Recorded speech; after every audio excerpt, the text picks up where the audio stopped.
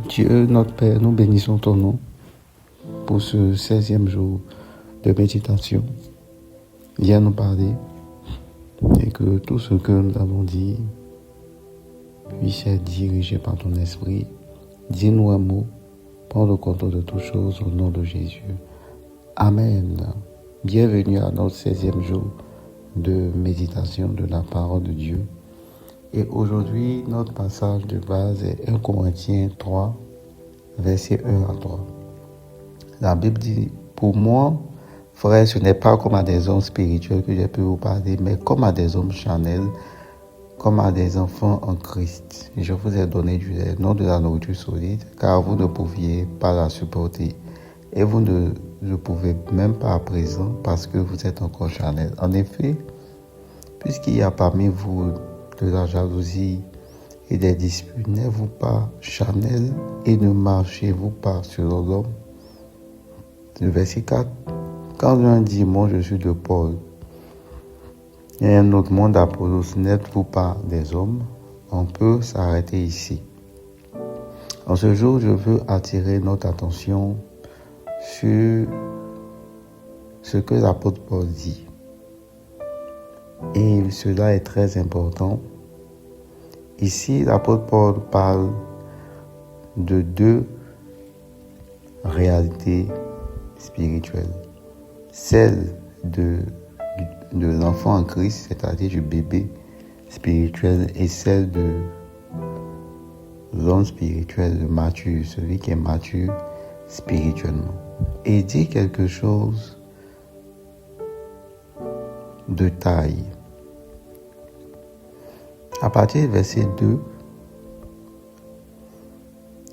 ou même du verset 1, il dit, je vous ai parlé, mais comme à des hommes charnels, comme à des enfants en Christ.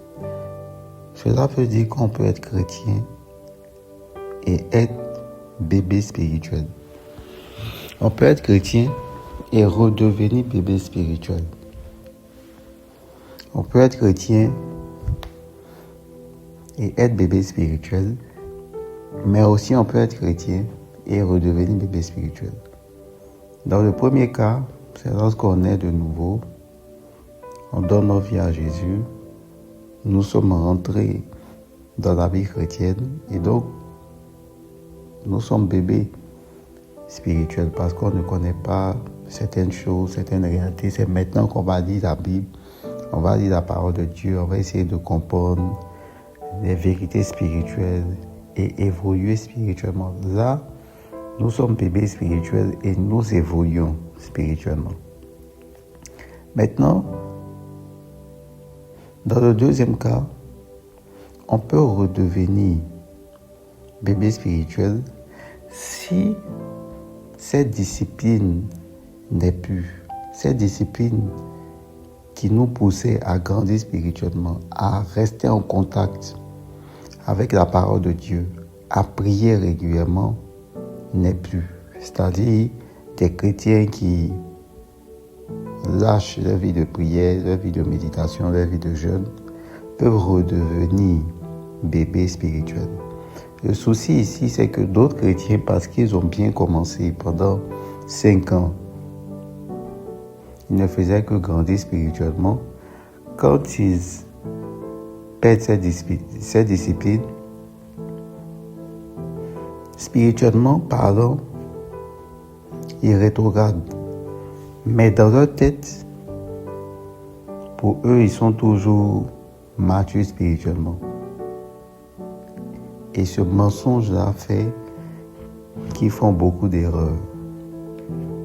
Ils se pensent matures. Je veux dire à quelqu'un que si tu as perdu ta discipline que tu avais avant, dans la vie de méditation, dans la vie de prière, dans la vie de jeûne, tu es en train de rétrograder.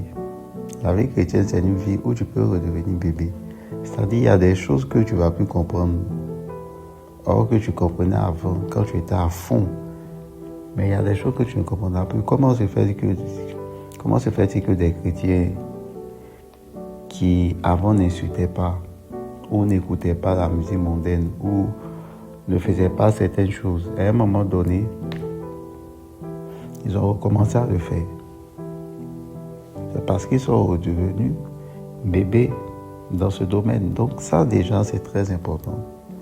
Tu peux redevenir bébé spirituel si tu ne prends pas garde. Si tu n'entretiens pas la relation que tu as avec le Seigneur, tu peux redevenir bébé spirituel. C'est comme une voiture. Si tu as lavé ta voiture aujourd'hui, ou même tu t'es lavé aujourd'hui, pendant toute la journée, la poussière peut venir sur la voiture, ou bien toi-même tu peux te salir. Donc tu peux redevenir sale. Tu dois encore te laver.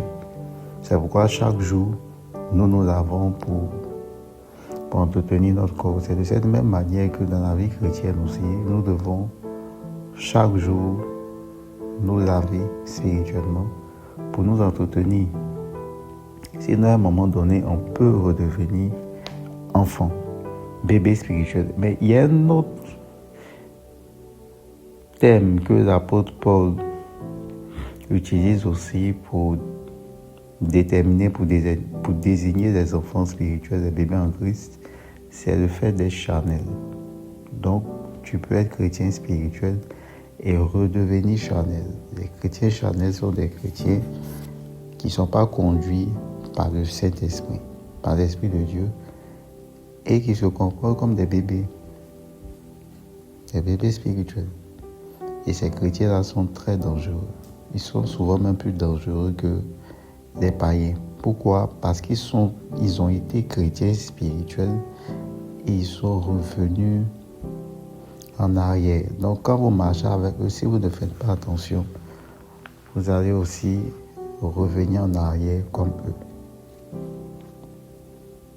Maintenant, l'apôtre Paul parle de ces chrétiens charnels en disant, au verset 3, en effet, puisqu'il y a parmi vous de la jalousie et des disputes, n'êtes-vous pas charnels? Ce verset est très intéressant. Ce verset nous dit que lorsqu'il y a trop de disputes, ou lorsqu'il y a des disputes et de la jalousie, cela veut dire qu'on est charnel. Nous devons donc faire très attention dans notre marche avec le Seigneur et savoir si nous sommes des personnes qui aiment les disputes. Donc une personne, un chrétien qui aime les disputes, selon ce passage, c'est un chrétien charnel. Un chrétien qui est beaucoup jaloux, selon ce passage, qui est jaloux, est charnel. Ce passage est clair. Nous devons donc faire l'effort de travailler les aspects de notre vie, de notre caractère surtout, pour que la jalousie et les disputes disparaissent. Nous devons travailler notre cœur. L'une des choses qui montre que nous sommes chrétiens et que nous sommes en train de progresser spirituellement, c'est notre caractère. Si depuis que tu es chrétien, ça fait 5 ans, ton caractère n'évolue pas, il y a un problème. Tu restes au même niveau.